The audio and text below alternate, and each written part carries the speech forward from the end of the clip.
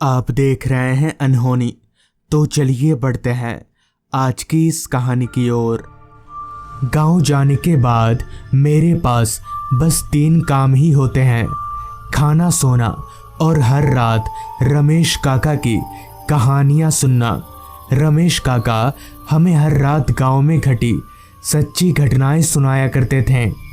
रमेश काका का घर हमारे घर से थोड़ी दूरी पर था, तो वहाँ हम रात के 8 बजे तक पहुँच जाया करते थे।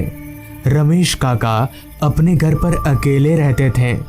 उनका इस दुनिया में कोई भी नहीं था, इसलिए उनको भी सभी के साथ मिलजुल कर रहने में काफ़ी अच्छा लगता था। ऐसे ही उस रात मैं चलकर रमेश काका के घर गया तो रमेश काका आग जलाकर ताप रहे थे। मुझे देखते ही काका ने कहा, अरे बिंटू, कब आए तुम? इस पर मैंने काका से कहा, वो काका, आज ही सुबह आया हूँ, अभी 2-3 दिन रहूँगा। इस पर काका ने मुझे बैठने को कहा।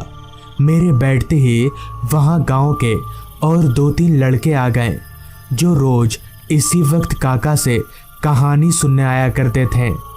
ठंड काफ़ी होने के कारण आग के पास बैठने में हमें काफ़ी अच्छा लग रहा था कि तभी मैंने काका से कहा, काका, आज कुछ कहानी बताइए। जिस पर काका ने बताना शुरू किया। आज से 3-4 साल पहले जब मैं गांव के बाहर जमींदार साहब के बगान में रात को पहरेदारी का काम किया करता था, तो उस वक्त गांव में आए दिन भूत प्रेत, डायन और काला जादू की घटनाएं सुनने को मिलती रहती थी। मगर मैं उस समय इन सब बातों पर विश्वास नहीं करता था। लेकिन उस समय गांव वालों का मानना था कि रात होते ही हर रोज गांव में अजीब अजीब सी घटनाएं शुरू हो जाया करती हैं। धीरे धीरे गांव के काफ़ी सारे लोग एकाएक रहस्यमयी तरीके से मरने लगे, मगर मरने वाले लोगों की लाश काफ़ी दिनों के बाद मिलती थी। खैर, मेरी ड्यूटी रोजाना रात के 9 बजे से सुबह के 7 बजे तक की थी, जिस कारण मुझे रात के 8 बजे ही घर से निकलना पड़ता था। ऐसी ही एक रात 8 बजे मैं बगान जाने के लिए अपने घर से निकला, तो बाहर निकलते ही ठंडी ठंडी हवाओं ने मुझे ऊपर से लेकर नीचे तक हिलाकर रख दिया।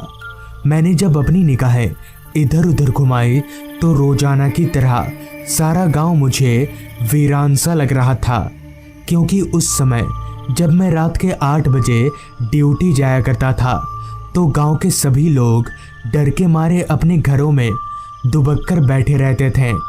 खैर, मैं और अपना समय जाया ना करके साइकिल को आगे बढ़ाने लगा और बगान जाने वाले रास्ते पर आगे बढ़ने लगा। उस समय हमारे गांव में बिजली तो थी, मगर रास्तों पर लाइट की कोई व्यवस्था नहीं थी, जिस कारण मैं हर रोज टॉर्च का ही सहारा लिया करता था। तो मेरे टॉर्च जलाते ही मेरे टॉर्च की रोशनी को रास्ते पर फैले कोहरे ने चारों तरफ से घेर लिया। कोहरा इतना छाया हुआ था कि मेरी टॉर्च की रोशनी मुझे जितना भी दिख रहा था, सब कुछ धुंधला धुंधला सा दिख रहा था। कुछ देर साइकिल चलाने के बाद मैं गांव के बाहर वाले रास्ते पर पहुंचा, जहां चारों तरफ बस अंधेरा ही अंधेरा फैला हुआ था। वो भी इतना घना अंधेरा कि मेरी टॉर्च की रोशनी भी कम पड़ रही थी। खैर, किसी तरह मैं साइकिल चलाकर बगान पहुंचा, तो वहां सामू मेरा ही इंतज़ार कर रहा था। सामू जो दिन के वक्त इस बगान में पहरेदारी करता है और उसकी ड्यूटी सुबह 7 बजे से रात के 9 बजे तक की होती है। तो मुझे देखते ही सामू ने कहा, अरे राजेश, आ गए तुम? जिस पर मैंने अपना सिर हाँ में हिलाया, तो मेरे आते ही सामू अपना साइकिल उठाया और अपने घर की तरफ चलता बना। अब उस पूरे बगान में मैं अकेला ही था, तो मैं सामू के जलाए गए आग के पास बैठकर बगान में इधर उधर अपनी नज़रें दौड़ाने लगा। पूरा बगान अंधेरे और घने कोहरे में डूबा हुआ था। चारों तरफ बस सन्नाटा ही सन्नाटा था। बस बीच बीच में मुझे रात कीड़ों की आवाज़ें सुनाई पड़ रही थी। कुछ घंटे तो सब ठीक था, जिसके बाद बगान में मुझसे कुछ ही दूरी पर मुझे कुछ हलचल महसूस हुई। एक दो बार तो मैंने उस हलचल को नज़रअंदाज किया, मगर जब फिर भी वो हलचल नहीं रुकी तो मैं टॉर्च लेकर अपनी जगह से उठा और उस हलचल की तरफ आगे बढ़ने लगा। मुझे समझ नहीं आ रहा था कि इतनी रात गए बगान में कौन होगा। खैर मैं डरता तो था नहीं, तो मैं चलकर उस जगह पर पहुंचा। तो वहां पहुंचते ही मैंने देखा कि दो भैंसें आपस में लड़ रहे हैं। लेकिन इतनी रात गए ये दोनों भैंसें बगान में आए तो आए कैसे? और तो और ये भैंसें किसके हैं? मगर जिसके भी हों, मुझे तो इन्हें बगान से भगाना ही होगा। ये सोचकर मैं उन भैंसों को भगाने लगा, लेकिन मेरे लाख कोशिशों के बावजूद भी वो दोनों भैंसें वहाँ से नहीं भागें। तो मैंने अपने कोशिश में थोड़ा और जोर दिया, तो मेरे जोर देते ही उन दोनों भैंसों का चेहरा एकदम से बदलने लगा और देखते ही देखते उन दोनों भैंसों की शक्ल राक्षस में तब्दील हो गई। ये दृश्य देखकर मेरे पैरों तले की ज़मीन निकल गई और मेरा सर घूमने लगा और मैं समझ गया कि ज़रूर दाल में कुछ काला है और ये भैंस नहीं बल्कि राक्षस हैं। अभी मैं उन्हें देखकर कांप ही रहा था कि तभी उन दोनों राक्षसों ने अपना पूरा रूप ले लिया। उनका चेहरा पूरी तरह सफ़ेद था और उनकी आंखें बाहर लटक रही थीं।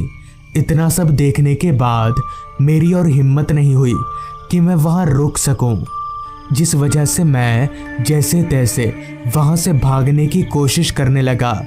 मगर जैसे ही मैंने वहां से भागने की कोशिश की कि तभी एक राक्षस मेरे सामने आकर खड़ा हो गया और उसने एकदम से मेरा गला पकड़ लिया। मैं उसके हाथ से अपने गले को छुड़ाने की काफ़ी कोशिश कर रहा था, लेकिन उस राक्षस ने मेरा गला इतनी ज़ोर से पकड़ा था कि मैं अपने सिर को हिला तक नहीं पा रहा था। देखते ही देखते मेरी आंखों के सामने सब कुछ काला पड़ने लगा। तो मैं समझ गया कि अब मैं नहीं बचूंगा और ये राक्षस मुझे मारकर खा जाएंगे।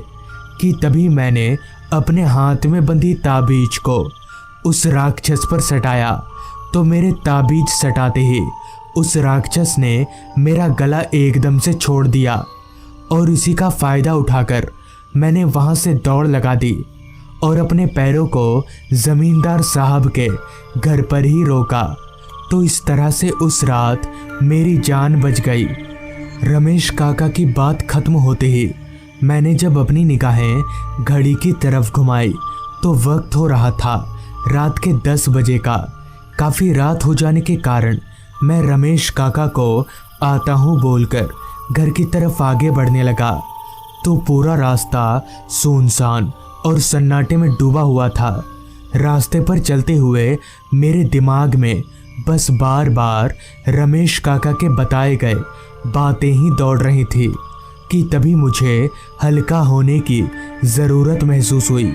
तो मैं रास्ते के किनारे झाड़ियों की तरफ हल्का होने चला गया। अभी मैं हल्का हो ही रहा था कि तभी अचानक मेरे बगल के पेड़ की डाली टूटने लगी। तो इस पर जब मैंने अपनी निगाहें उस पेड़ के ऊपर घुमाई तो इतने में ही मेरा पूरा शरीर पसीने से लथपथ हो गया और डर से मेरे दोनों पैर कंपकपाने लगे। दरअसल उस पेड़ पर एक भयानक सा दिखने वाला आदमी बैठा हुआ था, जिसके इतने लंबे पैर थे कि वो ज़मीन को स्पर्श कर रहे थे। ये देखकर मैं समझ गया कि ये कोई इंसान नहीं बल्कि भूत है, जिस कारण मैं वहाँ ना रुककर भागता हुआ घर चला आया।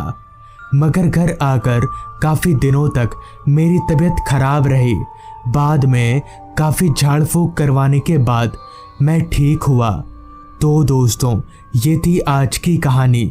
अगर आपको ये कहानी अच्छी लगी हो तो चैनल को ज़रूर सब्सक्राइब कर लें तो मैं आपका दोस्त आर्यन जल्द ही मिलूंगा आपसे ऐसी ही एक कहानी के साथ।